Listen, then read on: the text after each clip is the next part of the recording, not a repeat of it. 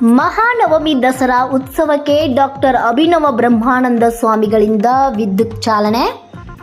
ರಾಯಬಾಗ್ ತಾಲೂಕಿನ ಕುಡಚಿ ಪಟ್ಟಣದಲ್ಲಿ 9 ದಿನಗಳ ಮಹಾನವಮಿ ದಸರಾ ಉತ್ಸವಕ್ಕೆ ಅದ್ದೂರಿ ಚಾಲನೆ. ಮೊದಲಿಗೆ ಪಟ್ಟಣದ ಶ್ರೀ ಮೌನೇಶ್ವರ ಹಾಗೂ ಕಾಳಿದೇವಿ ದೇವಸ್ಥಾನದಲ್ಲಿ ದುರ್ಗಾ ಮಾತೆ ಉತ್ಸವ ಮೂರ್ತಿಗೆ ಅಲಂಕರಿಸಿ ಉತ್ಸವ ಸಲಹಾ ಸಮಿತಿ ಅಧ್ಯಕ್ಷ ರತ್ನಂಜಯ ಕದ್ದು ಅವರಿಂದ ಪೂಜೆ ಸಲ್ಲಿಸುವ ಮೂಲಕ ಪಲ್ಲಕ್ಕಿ ಉತ್ಸವಕ್ಕೆ ಚಾಲನೆ ನೀಡಿದರು.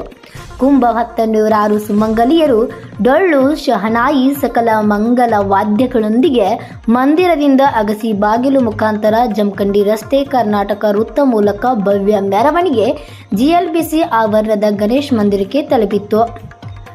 ಡಾಕ್ಟರ್ ಅಭಿನವ ಬ್ರಹ್ಮಾನಂದ ಸ್ವಾಮೀಜಿ ಉದ್ಘಾಟನಾ ಪರ ಮಾತನಾಡಿ, ಭಾರತ ದೇಶ ಹಬ್ಬಗಳ ದೇಶವಾಗಿದ್ದು ಪ್ರತಿ ತಿಂಗಳು ಒಂದೊಂದು ಹಬ್ಬಗಳನ್ನು ಒಂದೊಂದು ಅರ್ಥವನ್ನು ಹೊಂದಿದ್ದು ಆಚರಿಸುವ ಒಂದೊಂದು ಹಬ್ಬಗಳು ನಮ್ಮಲ್ಲಿ ಧಾರ್ಮಿಕ ಸಂಸ್ಕಾರ, ಧಾರ್ಮಿಕ ಆಚರಣೆ, ಧಾರ್ಮಿಕ ಪ್ರಜ್ಞೆ ತುಂಬುವಂತಾಗಿದೆ ಎಂದರು. ನಂತರ ಹಿರಿಯ ಆಧ್ಯಾತ್ಮ ಚಿಂತಕ ಡಿ.ಎಸ್. ನಾಯಕ್, ಜಿಎಲ್ಬಿಸಿ ಎಇಇ ಮೊಹಮ್ಮದ್ ಮುಸ್ತಾಫ್ ಮಾತನಾಡಿದರು. ತೀರ್ಥ ಜ್ಞಾನಯೋಗ ಸೇವಾ ಕೇಂದ್ರದ ಸಂಚಾಲಕಿ ಸುವರ್ಣ ಅಕ್ಕನವರು ದಸರಾ ಉತ್ಸವಕ್ಕೆ ಆಚರಣೆ ಕುರಿತು ಆಶೀರ್ವಚನ ನೀಡಿದರು.